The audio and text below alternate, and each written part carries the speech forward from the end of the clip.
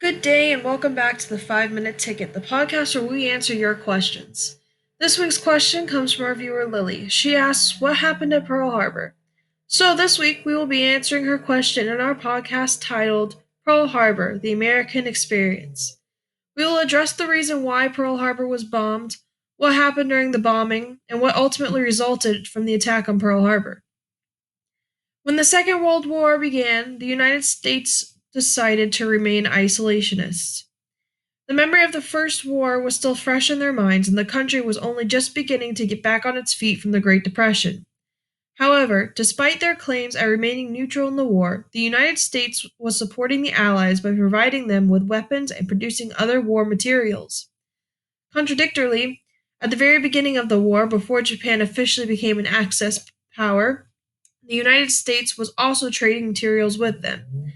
But Franklin D. Roosevelt froze all Japanese assets in the United States on July 26, 1941, which effectively cut off Japanese access to U.S. oil. In response, Japan attacked American and United Kingdom installations in Singapore and the Philippines in order to reopen up a path for them to conquer the Dutch East Indies.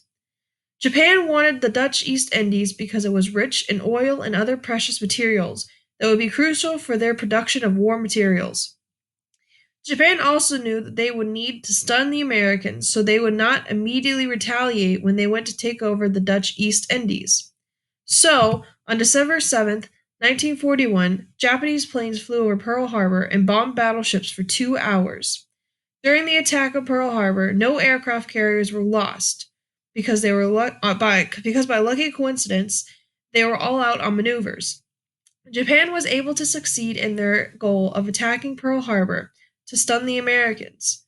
Because of this, within just a few days, Japan was able to take the Philippines, Guam, Midway Island, Wake Island, Malaya, and Hong Kong. They became masters of the Pacific. But what was it like to experience Pearl Harbor firsthand? The 5 Minute Ticket had the privilege of viewing first-hand accounts and diaries, letters, and interviews from both civilians and servicemen about their experiences at Pearl Harbor.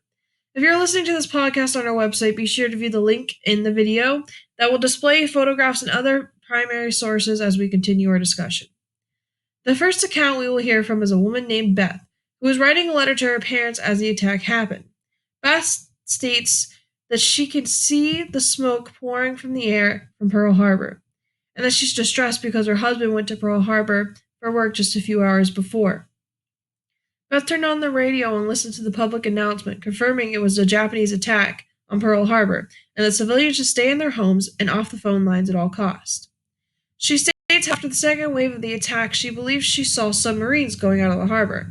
However, these were actually sunken destroyers, as she would later find out.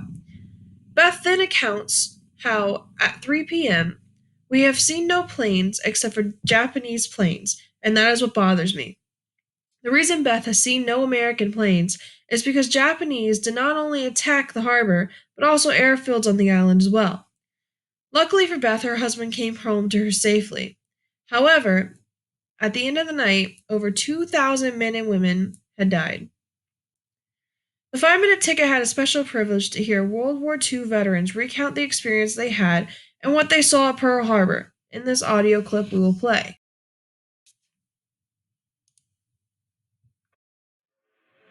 On December 7th, 1941, the world changed.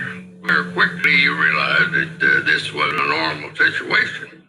The Japanese was attacking Pearl Harbor. The air was filled with all kinds of smoke and debris. The noise was unbearable. The planes were so thick, looked like they might fly into one another even. The Japanese had everything planned. They were after the battleships and the aircraft, and that's what they got. There was a total of 44 torpedoes dropped that morning. Inside of 20 minutes, the Oklahoma was over on her side. We took the sight cap off the periscope. Bam! There went the Arizona. The second attack was an hour and 15 minutes later of 167 aircraft. It's a sight I'll never forget. I watched the Arizona, the West Virginia, the Tennessee, the Nevada, California, Utah, all engulfed in smoke and flames and all sinking. At the end of the day, the United States lost over 300 planes, 20 ships, and 2,403 military and civilian lives. While the goal of the Japanese was to cripple the Pacific Fleet, they merely wounded it temporarily. Many destroyers were lost in the surprise attack, but as soon as it became apparent later in the war, aircraft carriers were most strategically important, and none were lost at Pearl Harbor. After news made it to the president about Pearl Harbor, one of the most famous and recognizable quotes in history came from his speech addressing it. Yesterday, December 7th, 1941, a day which will live in infamy, the United States of America was suddenly and deliberately attacked by naval and air forces